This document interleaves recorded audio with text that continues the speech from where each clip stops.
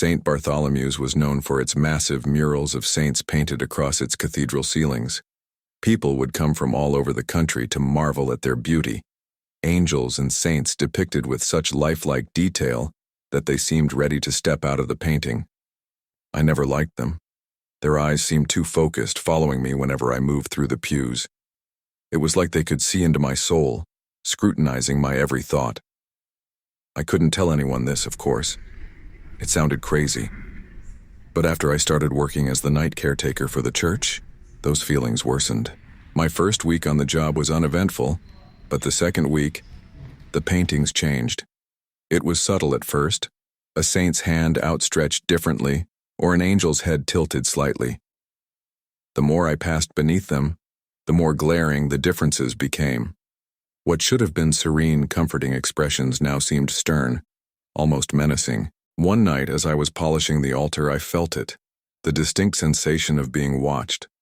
Slowly I looked up and froze. All of their eyes were on me, not just in the lifelike way I'd always feared, but literally.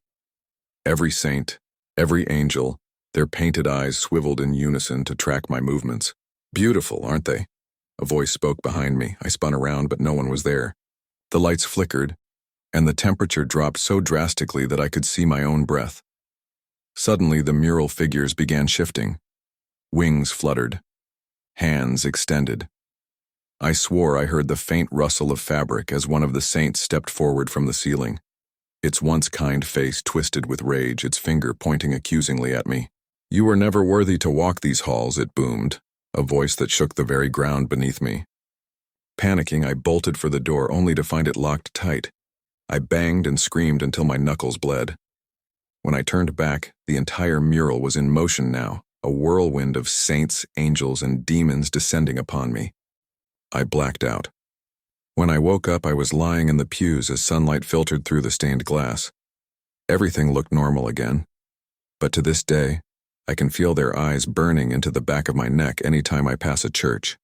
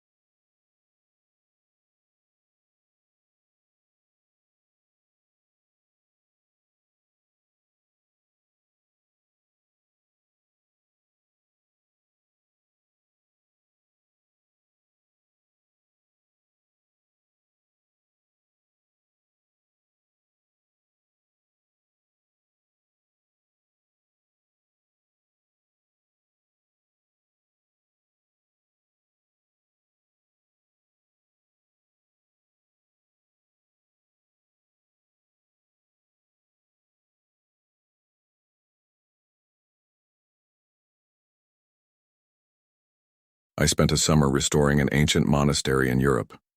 Beneath the crumbling stone structure was a crypt, sealed off for centuries due to unexplained incidents. Despite warnings from the locals, my team's curiosity got the best of us. We pried open the sealed door only to find it disturbingly well preserved. Rows of skulls lined the walls, and faint whispers echoed in the air. As we ventured deeper, the whispers turned to voices. One by one, my teammates started behaving strangely. One claimed to see shadowy monks following us, while another insisted someone was pulling his jacket. I finally turned to leave when I noticed the names etched into the walls. They matched the names of my team even though we had only arrived weeks ago. We fled the monastery that night, never finishing our work. To this day I hear whispers in my dreams, repeating those names. St. Angela's Cathedral had always been a place of solace for me. After losing my wife, I found myself sitting in the back pew nearly every evening, finding comfort in the routine of confession. One night I approached the confessional booth and found the priest unusually silent. I began confessing my sins, a minor argument with my boss, impatience with a neighbor. But then I was interrupted. "You're not being honest." The voice growled, sharp and inhuman. My blood turned cold. "There are darker sins, secrets even you won't admit." I froze.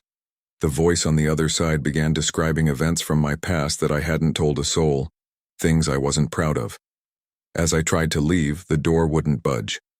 Suddenly, the confessional's small window slid open. Instead of the kindly priest I expected, two glowing red eyes stared at me.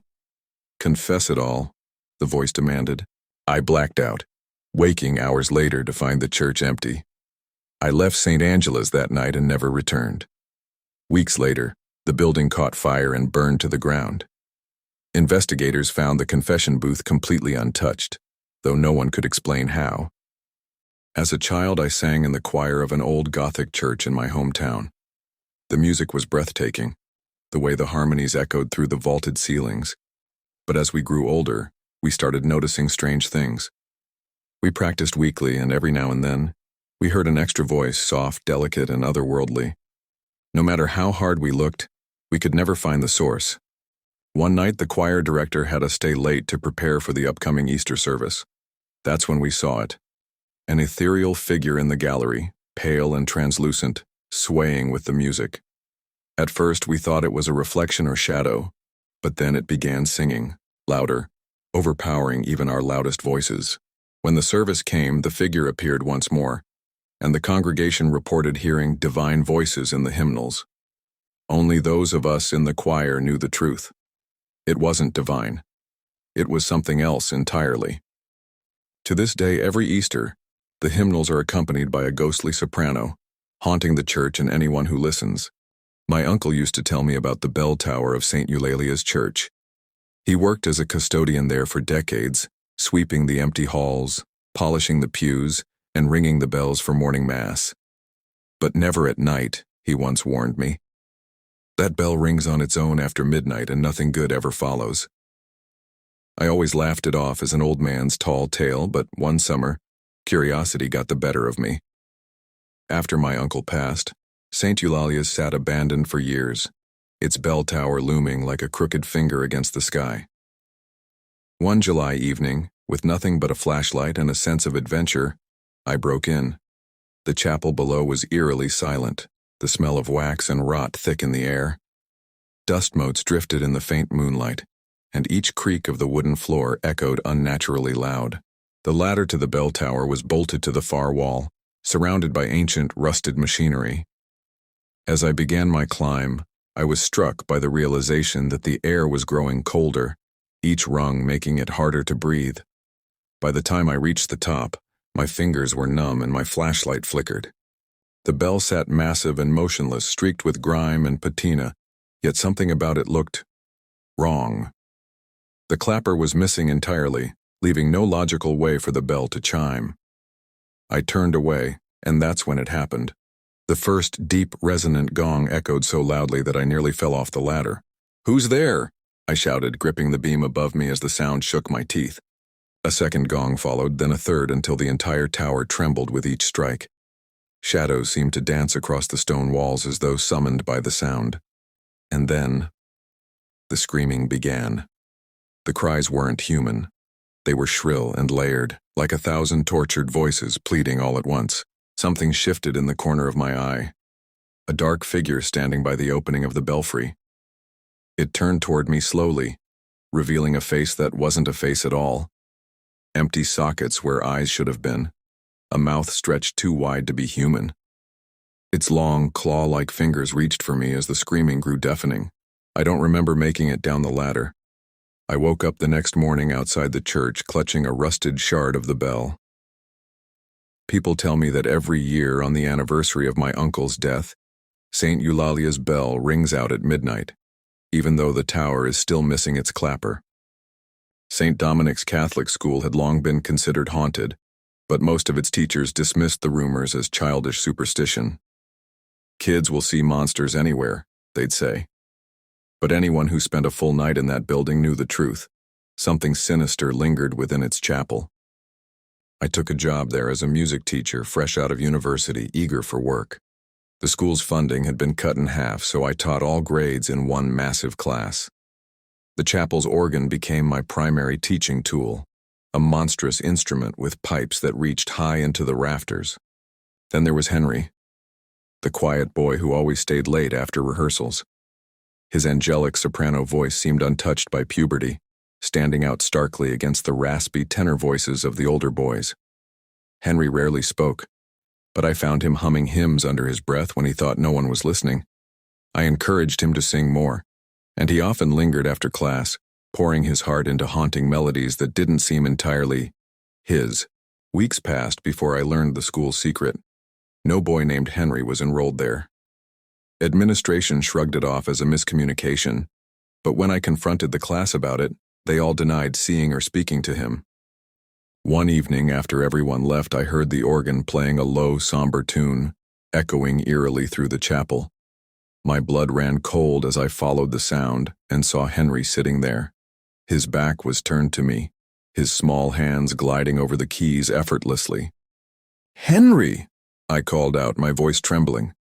He turned, and I finally saw him clearly in the flickering candlelight. His face was pale and gaunt, his eyes sunken yet burning with an unnatural glow. "You shouldn't have brought me back," he whispered, his voice sounding deep and distorted, nothing like his usual sweet tone. The air around me turned icy as he stood, and the candles snuffed out one by one.